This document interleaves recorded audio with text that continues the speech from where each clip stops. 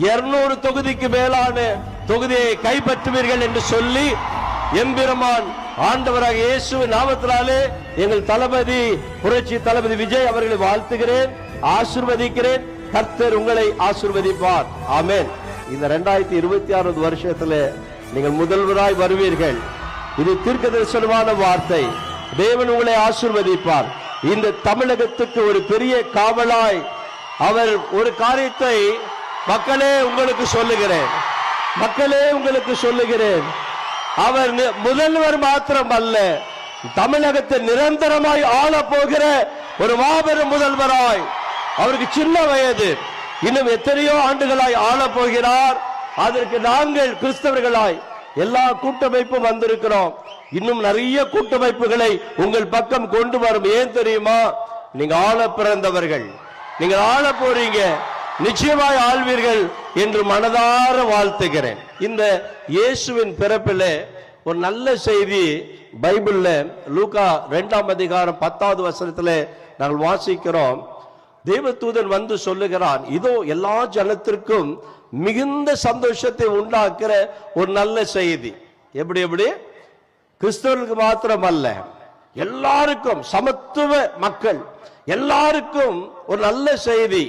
பொதுவா குடுகுடுப்புக்காரன் வருவா வீட்டுக்கு, அவர் வந்து சொல்லுவாரு நல்ல காலம் பிறகுது. ஆனா அவருக்கே நல்ல காலம் பிறக்கல. ஆனா அவர் சொல்றார் நல்ல காலம் பிறகுது. ஆனால் இன்னைக்கு ஒரு நல்ல சந்தோஷமான செய்தியை சொல்றேன். இந்த பூமியிலே விசேஷமாய் தமிழகத்தில் இருக்கக்கூடிய தீய சக்திகளை மாற்றி, தமிழகத்தில் இருக்கக்கூடிய தீய சக்திகள் அத்தனையும் மாற்றி ஒரு பெரிய சமாதானத்தை, இந்த தமிழகம் காணக்கூடாத ஒரு சமாதானத்தை எல்லாரும் சொன்னாங்க. என்ன ஒரு ஒழுக்கம் ஐயா! தலைவர்கள் நீங்க கீழே உட்கார்ந்து இருக்கிறீங்க, எங்களை கனப்படுத்தி இருக்கிறீங்க. அது ரொம்ப எங்களுக்கெல்லாம் அப்படியே பூரிப்பா இருக்கிறது. நாங்கள் நினைத்தோம், ஐயோ எங்க புஸ்தி ஆனந்த் ஐயா கீழே போறாரு, எங்கள் அன்பு அண்ணன் அருமையான செங்கோட்டையன் அண்ணன் அவர்கள் கீழே போறாரு, எங்கள் ஆதவ அர்ஜுன் அண்ணன் கீழே போறாரு, எங்க ஐயா கீழே இருக்கிறாங்களே அப்படி சொல்லி நாங்கள் பிரமித்து போனோம். அந்த அளவுக்கு ஒரு கட்டுப்பாடோடு இந்த கூட்டத்தை மாத்திரமல்ல, தமிழகத்தையும் கட்டுப்பாடோடு நடத்தக்கூடிய எங்கள் புரட்சி தளபதி விஜய் அவர்கள், எங்கள் அன்பான அண்ணன் செங்கோட்டையன் அண்ணன் அவர்கள் அழகாய் பெயர் வைத்தீர்கள். புரட்சி தலைவரை போல புரட்சி தளபதி வந்துவிட்டார்.